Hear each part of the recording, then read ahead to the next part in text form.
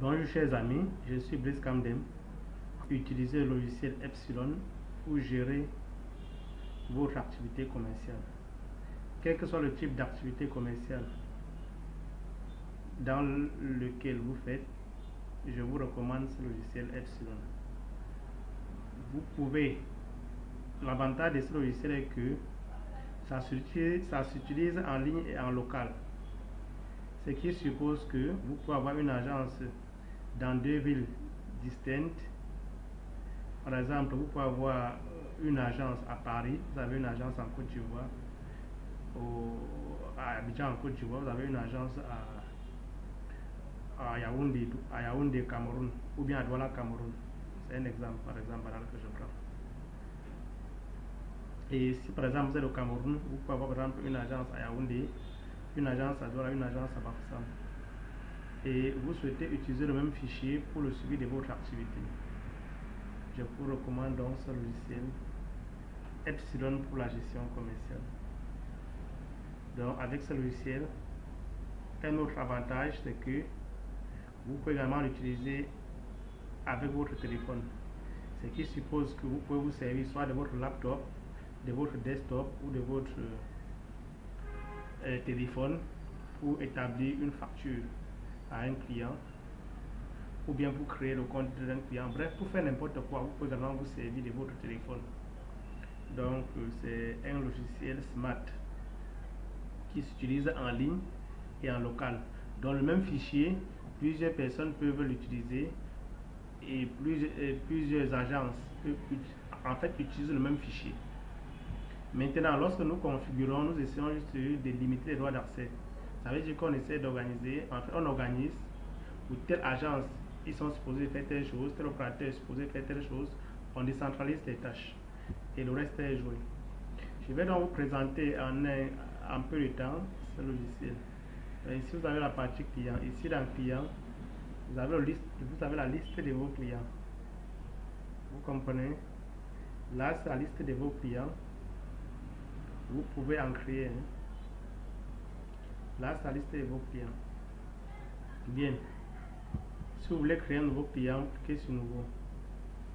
Donc déjà lorsque vous pointez sur le client, ça vous liste un certain nombre de transactions effectuées avec le client. Vous voyez un peu. Donc quand vous pointez sur le client, ça vous liste un certain nombre de transactions effectuées avec le client. Si vous voulez créer un nouveau client, cliquez sur nouveau.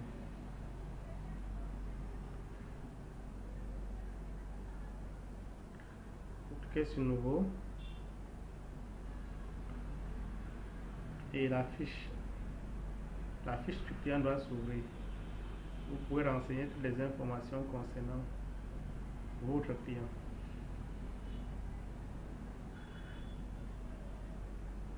Donc là, quand la fiche du client s'ouvre, vous renseignez les informations concernant votre client. Par exemple, je peux mettre mon nom comme client.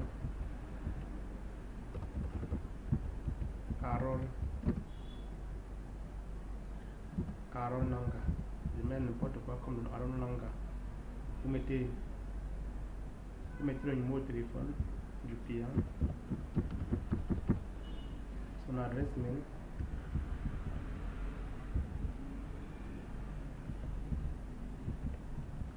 voilà. Bon, c'est pas nécessaire de créer en fait. Vous lancez les informations telles que vous voyez. Ok.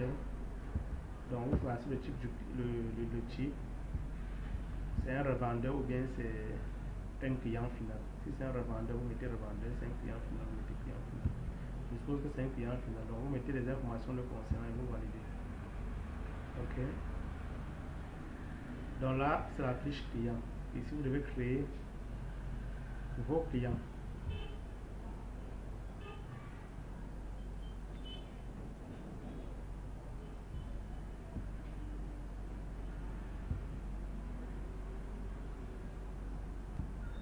Et là, vous avez la fiche fournisseur. Quand vous cliquez sur fournisseur, ça vous déroule la liste des fournisseurs.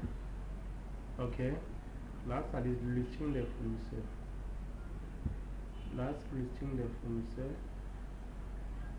Vous voyez, là, c'est le listing des fournisseurs. Donc, vous pouvez créer un fournisseur supplémentaire. Autant de fournisseurs que vous souhaitez. Vous cliquez sur nouveau. et vous renseignez les informations concernant votre fournisseur. Ok. On ne va pas perdre le temps à chercher à créer un fournisseur. Ok. Donc, une fois que c'est fait, voilà la liste des commerciaux. Les commerciaux. Les commerciaux en fait sont les intermédiaires, c'est ceux qui vous apportent les clients et ensuite bénéficient des commissions. Donc ça va permettre qu'à chaque facturation au profit des clients, si c'est un commercial qui a apporté ses clients, vous intégrez en fait son nom dans la facturation. Ça permet que vous puissiez avoir le volume de l'activité du commercial ainsi que ses commissions en fin du mois de façon automatique. Donc là, quand je clique sur compte tiers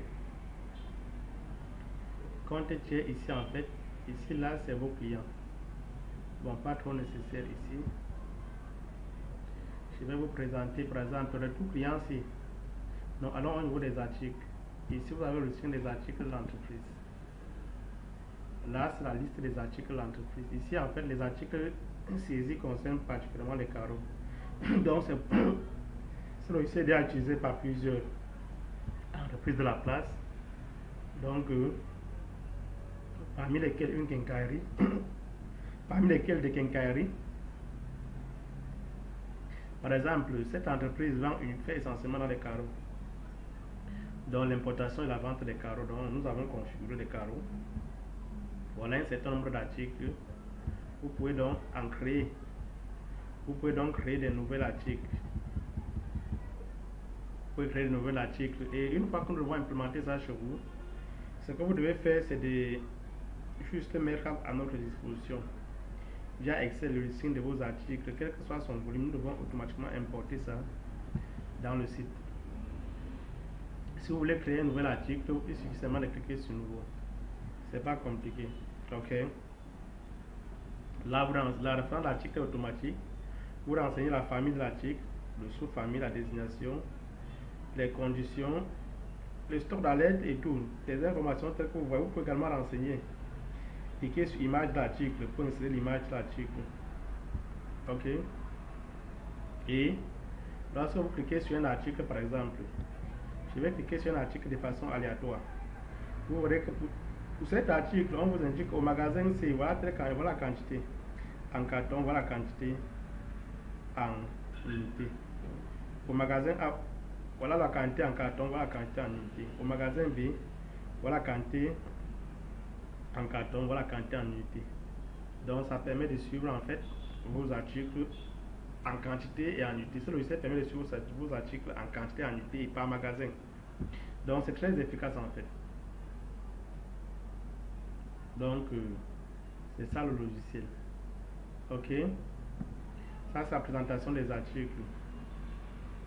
Ici c'est la famille ce sont les familles d'articles. Lorsque je clique sur famille d'articles, là vous avez les familles d'articles.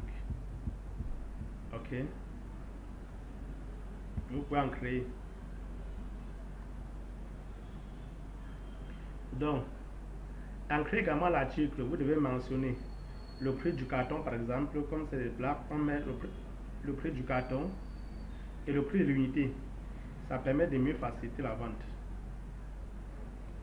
On fera une démonstration au niveau de la vente. Donc, ce logiciel d'entrée de jeu permet de suivre votre gestion commerciale, notamment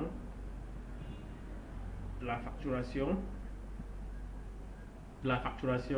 fournisseur, la facturation des clients, la gestion des stocks, le suivi des caisses.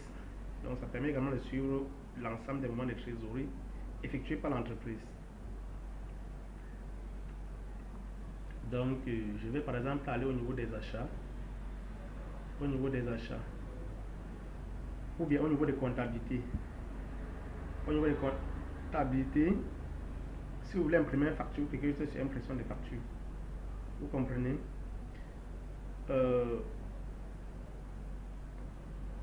Si vous voulez effectuer un décaissement, vous cliquez sur décaissement. Ok.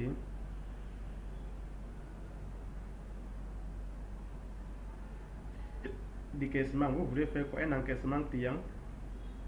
Si vous voulez encaisser l'argent des clients, vous cliquez sur encaissement client.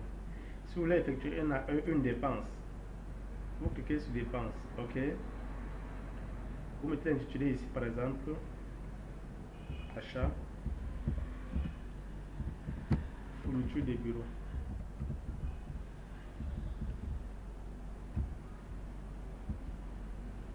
Le montant peut-être c'est 50 000. Et vous validez, ça va entrer en caisse. OK. Quand vous validez, ça entre en caisse. Maintenant, si vous voulez consulter la caisse, je vais toujours